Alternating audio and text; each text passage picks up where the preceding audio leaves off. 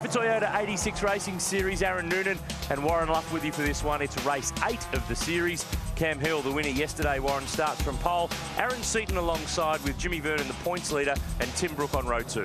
Look, it was a great start in yesterday's race by Aaron Seaton. And if he can get a start like that again today, he'll certainly get the jump on Cameron Hill, which he needs to, because we saw yesterday Cam was definitely the pace setter out there. Liam McAdam, Dylan Thomas, row 3. Stephen Johnson, best of the guest drivers, alongside Dylan Golson, Jake Klein, and Trent Grubel. Remember, he had a 5-second penalty added to his race time yesterday because of a starting infringement, so he starts a bit further back in the order. Harry Bates, Australian Rally Championship points leader, makes his circuit racing debut. He starts from pre-12, just in front of Kane Baxter Smith. Big field of cars, 32 cars set to start this one. Ben Grice, who did that big charge yesterday, has to do it again today. He moves back to P25. He had a post-race penalty for some contact with Aaron Cameron. Luke King excluded yesterday because of a technical infringement, so he starts down the back with 32 cars ready to go. And this is a longer race, 13 laps. We had 10 laps scheduled yesterday. Yeah, this will be an exciting race for these guys today. As you said, it's a little bit longer, so look, potentially tyres are going to come into play as they start to get a little bit hotter. But again, you know these guys are going to put on some action-packed racing. We see the last of the cars coming in, then we'll have green flag, and then watch the action fly. So the points leader is Jimmy Vernon. He starts P3 in the Ace number 9 car, 118 points.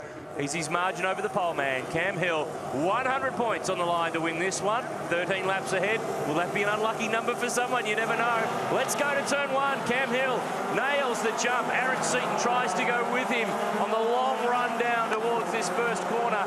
Aaron Seaton desperately trying to win his first race in this series, and the top 2 have got a margin already as we jump on board with Harry Bates right in the middle of the pack through turn 1, down hard under brakes to turn 2, top 2 with a margin. You see so many guys go defensive, a few guys trying to go to the outside, Dylan Thomas trying to go down the outside, a bit of contact there, someone doing a bit of gardening leave, but like you said, it's those front 2 guys got to rip a start. We see the cars coming all back on there, most of the cars getting cleanly through turn 3. Aaron Borg was the car off the road. We're on board with Stephen Johnson, guest driver.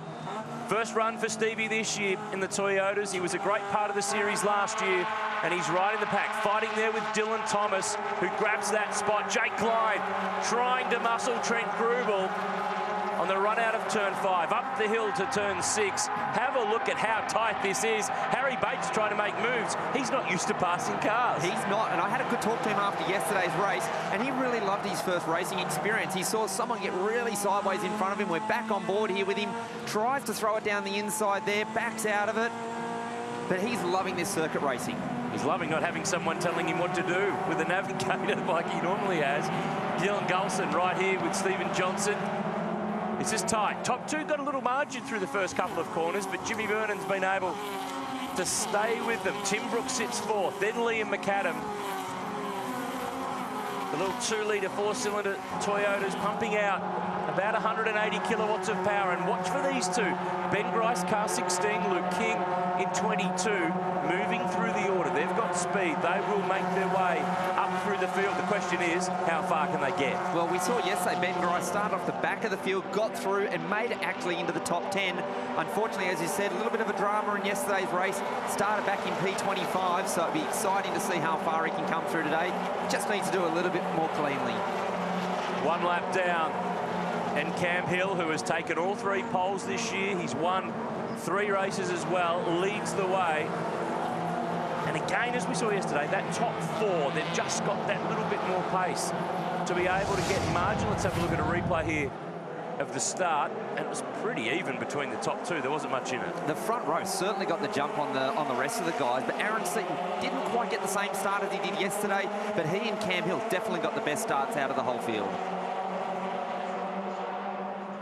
Nice and clean down there through turn 1. And this is where we see everyone start to fan out. Some guys go defensive. You see guys like Dylan Thomas there, heads to the outside. He's done plenty of racing here. A little bit of contact there back in the pack, but pretty much everyone gets through relatively unscathed. Here's an onboard replay. With Harry Bates, and it was Aaron Borg locking up all on his own. No one touched the back of car 3. He has rejoined and is now position 27. Top 4 down at turn 8.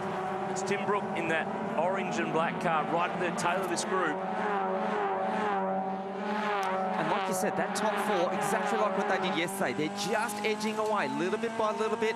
Back on board with Harry Bates there. You can see a bit of smoke coming out of the car in front there. That's Jacob Andrews, who made his debut up in Townsville and knows his way around this track pretty well. Hopefully that's nothing like oil or anything like that coming out from underneath that car. But if anyone's going to have a slide and be able to cope with it, Harry Bates is probably the best guy out there. He's probably the most qualified, considering he is the points leader in the Australian Rally Championship. Trent Grubel is locked onto the back of Stephen Johnson for this run to turn one. And they're at 205 k's an hour, fifth gear, a little bit of a lift. They knock about 25 k's of road speed off through turn one. Someone's been kicking up some dirt. Now it's hard under brakes, turn two. And there's a whole pile of ways to approach this corner. There certainly is, but the general rule is it's a double apex. You fire it in there nice and early. You saw Steve turning in there. Bit of side-by-side contact. You'll have to be a brave man to try and hang around the outside of Steve Johnson there. Trent Grubel thinks otherwise of it. He needs to try and cut back and go to the inside down here at turn four. He sneaks across, has a think about it. But again, you've got to be a bit better prepared if you're going to pull a move like that on Steve Johnson. Trent Grubel's a former New South Wales Formula Ford champ, so he knows his way around this place pretty well. Kane Baxter Smith here with Harry Bates. That smoke still coming from the back of Jacob Andrews, just up in front. We'll keep an eye on how that unfolds. Oh, Harry's one out, one wide here. In fact, there's another one down the inside. Cameron Crick's going for 2 in 1. That's a great move down the inside at turn 6. Will he be able to hang it coming up to Corporate Hill here? Harry sort of probably a little bit sort of kind and gives him the room there, but Harry's going to have the run down here into the hairpin. So Cameron needs to be careful he doesn't get held out wide. He needs to tuck back in. Too late. Gets muscled a little bit wide. He's just got to try and sort of tuck his nose back in and get back into that freight train of cars and not lose any more spots. He did a great job up there at sort of turn 6. He's going to try and hang the outside here, but that's a brave move around the outside, and he pulls it off. And the door's open here for 777. That's young Declan Fraser, the 16-year-old who gets down the inside. And now down the inside of them all is Luke Vanner. So Kane Baxter Smith has been hung out 1 wide, 2 wide, 3 wide, and now Ben Grice is down the inside. And that was a great drive there by Cameron Crick. I actually had a talk to him this morning after yesterday's race. He was a little bit disheartened, wasn't overly happy with the setup of the car. They're trying a few things in this race. I think he's pretty happy at this point in time. It's working quite well. He got 2 for 1 on that move earlier. Now Aaron Cameron's the next one lining up in the number 95 car. The karting graduate is a gun in karts, young gun from Victoria. He's done plenty of Formula Ford racing, and now he's down the inside too. And that's Luke King in car 22, that white car that's next on, trying to get by Kane Baxter Smith. Great fights everywhere up and down the pack. We've got a really big mix of drivers. We've got drivers as young as 16 right through to the age of 55. We've got a great cross-section of racing experience out there. And Stephen Johnson dropping back here. He's lost a couple of spots. That's Jake Klein who's gone through. So Stevie J now outside the top 10. There's still 10 laps to go in this race. Oh, Declan Fraser, we just talked about him before. Car 777, the young gun from Mackay in Queensland. I'm actually not sure where that is because so many of the walls here are yellow and black. It's hard to distinguish. The big thing is, are we going to see a safety car now? Now, for the guys out in front, that's the last thing that they'll want to see. It's going to pull everyone back together. It's going to give those guys back in Ps5 and 6 a chance to get back under those leaders. But we've just got to see where that car is, if it's out of harm's way. Just can't quite work out. Out of turn 4. There's a long way off there. That's the link road through the short track here at Sydney Motorsport Park. So the thing is, though, if he can end up there, someone else could end up there. So they'll be watching on in race control. Let's go back to the front. Cam Hill, Aaron Seaton, Jimmy Vernon, Tim Brook. No change in the top 4. And Liam McAdam is kind of the next guy in the queue with no one right on his bumper bar, but with an air gap to Tim Brook. Well, he'll be one of the guys that'll be praying to see a safety car come out to try and sort of close the field up. Great sort of view there of seeing everyone coming through sort of turn 1 there. 2, 3 wide. And this is Dylan Thomas, who's lost some spots. Dylan Golson's got by, the young gun from Bathurst, who won the Kaizen Award last year in this series. Jake Klein trying to find some room. Dylan tried to sort of squeeze his way back across there. He knew that he was in trouble there on the inside. Steve Johnson trying to go the outside. He did this manoeuvre perfectly in yesterday's race, but probably not quite close enough up there on Dylan Thomas. One of the great things about this category is how sort of competitive everyone is, but also the quality of racing that we're seeing here. Might get a... Oh, boy, that is Declan Fraser now. He's gone in driver's side into the wall, and the right front's taken the big hit there. And the car was being lost as he was on his way in. Now, whether he did it on his own or there's a tap to unsettle him before was hard to tell. Well, that one definitely did it on its own. That's Brendan Perugia, who's making his first run in the Toyota 86s. He'll just turn it around and clear the area at turn 2, but the top 4 are racing on. We're still green at Sydney Motorsport Park. This is race 8 of 15 for the series. There's one more to come today, and then Bathurst and Newcastle await these drivers. So for Cam Hill, he has to keep winning races. 118 points is the margin to Jimmy Vernon. Now, he's not going to rip big chunks out of that lead while Vernon's running 3rd, but he has to keep on doing it if he's any chance to win this title. Look, that's what he needs to keep doing, and he's doing a great job of that. Speaking of doing a great job, Dylan Thomas doing an amazing job to hang on to it, but certainly losing the momentum down the front straight. Steve Johnson says, thank you very much, I'll take that spot back. But yeah, like you were touching on with Cameron Hill and Jimmy Vernon, Cameron Hill needs to keep winning races, which is exactly what he's doing. But the thing for Jimmy Vernon is, whilst he does have that sort of points gap, he wants to start getting back out in front. He wants to start winning races. It's one thing to be leading the championship, but you want to be able to do it by winning races and not just sort of accumulating points. Dylan Thomas really slipping back. He was 3rd in points coming into this weekend, and he's been losing piles of positions. Johnson's got him and driven away. Now his teammate Jacob Andrews has gone by in car 77. And they're lining up. Ben Grice now is going to pounce on Harry Bates. That's for position 12. And from memory, he started P25 for this one.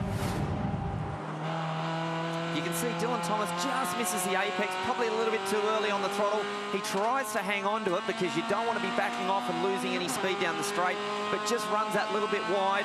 And then for Steve Johnson, it's easy. Just pull out and straight away down the outside. Another angle here.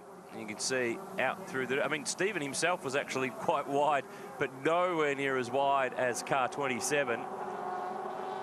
And just sneaks on by straight through. Great to have our guest drivers part of this series. We have 2 at every event, and we also have an off-track mentor, which this weekend is Jason Bargwana, the 2000 Bathurst winner, and of course former Supercars regular. He's keeping an eye on things and helping coach the drivers, not being out there this weekend in the car as he was with you at Phillip Island earlier in the year. Dylan Golson here slipping back. Jake Klein rounding him up. Trent Grubel's got away. Bit of a drag race here. Jake Klein in a new car this weekend. Dylan Golson, journalism student from Bathurst, who finished P8 in the series last year. And you might be thinking, Golson, the name's familiar. He's the nephew of Ray Golson, the Bathurst veteran. Remember the Alphas, the BMW, and cousin of Graham, who raced as well at Bathurst. And sideways there too. Big slide, great catch there. It still gets back down the inside. But like you said, we're starting to see so many second-generation drivers starting to come through. Like you said there with Golson, we've got Grice, we've got Seaton. Obviously, Steve Johnson, you don't need to sort of explain his credentials. Cameron Crick as well, another second-generation racer. So this category is really proving to be a great platform for a lot of these young guys to get a start and to race at a national level, to be here in front of the V8 supercar teams, in front of the fans, be able to have great exposure for their sponsors. And that's one of the great things about this series, is it's affordable racing and it gets these guys on that national stage. Jumping on board with Stephen Johnson, and busy man. He's the driving standards observer for Porsche Carrera Cup and the GT3 Cup Challenge. He's also pedaling, of course, in the Touring Car Masters, and loves getting back behind the wheel of the Toyota 86s. Fight here. Ben Grice, another spot. Jacob Andrews, that is P9 he's now up to. I tell you what, he's passed some cars this weekend. Well, the hard thing for him now is because those front cars have really sort of got away, the sort of gap now to sort of catch up. There's still enough time left in this race. We've still got 6.5 laps remaining in this race, and this is where you're going to start to see tyres start to come into play. As they start to get hot, the tyres start to go away. This is where drivers can start to make mistakes. Luke King's moving forward too. There he is in car 22. He started down the back. There was a technical infringement discovered on this car after the race yesterday, so excluded from race 7's results and starting from the rear. But he's moving on through with Ben Grice, 7 laps down of 13. We're on lap 8 now. Grice P9, but he's got 3 seconds before he gets to Stephen Johnson. And let's keep an eye on this car. Jacob Andrews, that car's been smoking for the last few laps, and now it's got a loose rear bumper bar as well.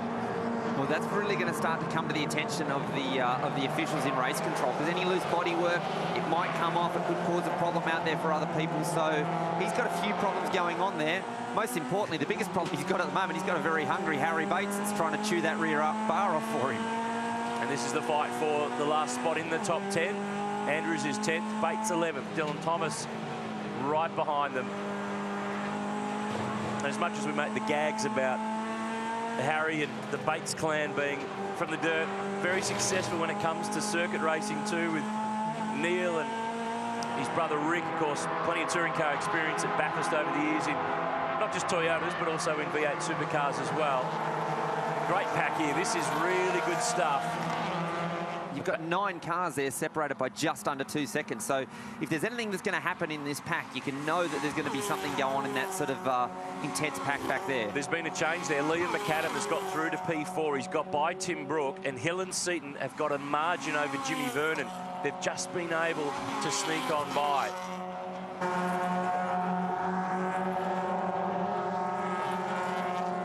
Now, I reckon there's... Yeah, I was just slightly confused for a moment there because Jake Klein wasn't appearing on our timing screen, and he's popping up in P31 lap down. So I can only guess he's gone across a timing transponder side by side with somebody, because he's definitely in the action. As now Jacob Andrews peels off to pit lane. This is the car that's been smoking for the last few laps, and it's decided to bring it on in.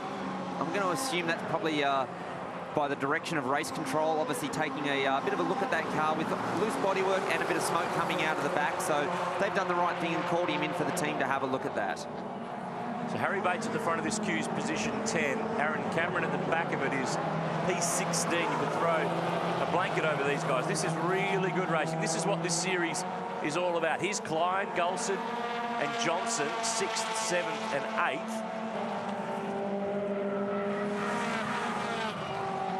There's Ben Grice just behind. He's catching. He's caught a second on the last lap while these guys have been fighting. So with 5 to go, he could definitely get to them. Well, forget about the last lap. He's just pulled a second in the first sector alone. That'll help. So Steve Johnson and these guys really need to get a move on, because Ben Grice is going to have the head down, and he can see that he's going to be catching these guys, and there's still enough time for him to not only catch these guys, but to also pass them. And with speed like that, it's going to happen sooner rather than later.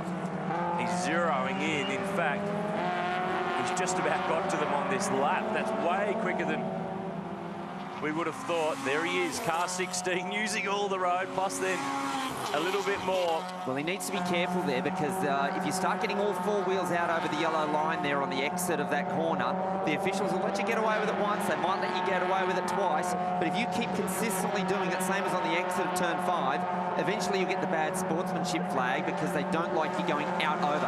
Effectively, you're exceeding the track limits.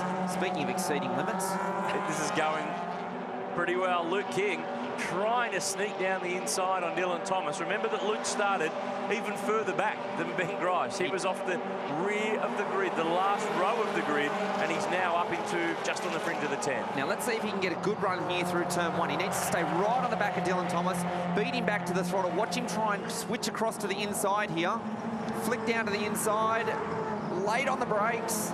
Thomas is trying to cover him. There might have been a little bit of contact on the way in. I think Dylan was probably a little bit ambitious, trying to sort of cover that move. And King says, thank you very much. I'll sneak on through for another one. And behind them, Nick Carroll got a move done on Cameron Crick to pick up a spot as well. Here's that fight with Golson and Johnson, and Grice about to close in. It sounds like we're calling a race at Bathurst in the 80s and names like that.